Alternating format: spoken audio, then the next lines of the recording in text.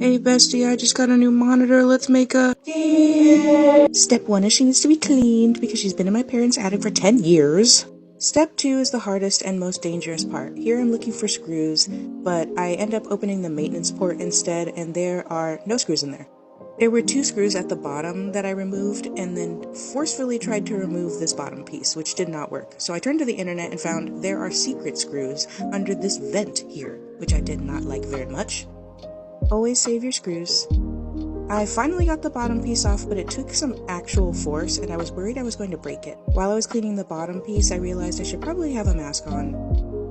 Then I returned to trying to remove every single screw I can possibly find on this computer. I moved around her butt once I thought I had removed all the screws, and tried to forcefully remove the blue backing part, but she would not budge. Obviously, I was still missing something.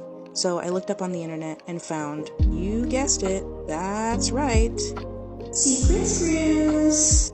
And after much frustration, I finally get something off of this computer. Stop! Before we take anything else apart, you need to know not to touch the suction cup inside of the unit. It will shock you. You'll never guess what I found! Finally, with those screws removed, I am able to remove the back blue piece, and it is so pretty. Remember, do not touch that piece right there. Don't touch it. That piece, do not touch. At this point, I'm getting the monitor ready for disposal. I'm removing any plastic pieces I think I might need off of the unit, and then another day I will use a tool to discharge any extra electricity stored in that suction cup on the back of the unit, so when I do dispose of it, no one will get hurt.